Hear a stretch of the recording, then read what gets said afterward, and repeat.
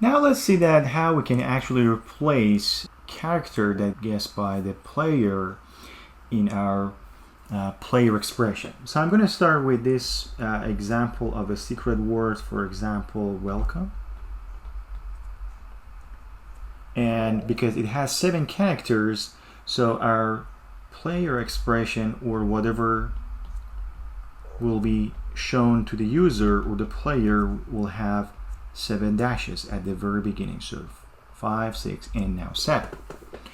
Let's say that the player's guess,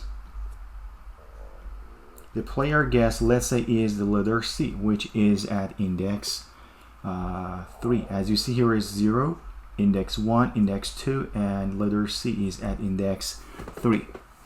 So how we can find all the letters which are at this our secret word, and how we can replace these dashes here with the proper letter. First of all, as you see, it's a process that's going to repeat, which means for every character that we see inside the secret word, we're going to check if that letter, for example, W is equal to C or not. So we're going to check if W is equal to C or not. We're going to check if E is equal to C or not. We're going to check L is equal to C or not, and so on until we check if E is equal to the letter C or not. And if there is a match, then we're going to replace that index with the letter, in this case, the letter C. So we talk about loops, and we'll learn about the while loop structure.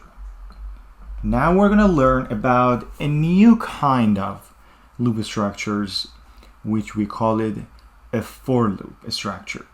And why we're going to use a for loop structure, I'm going to explain like shortly. But here, the main reason is the welcome has a very constant number of characters. We know exactly how many characters there exist in the secret word. So that's why we're going to repeat the process of checking each letter of the secret word with the letter that was guessed by the player. So I'm going to go back to the code and I'm going to write a for loop structure to show you how it works.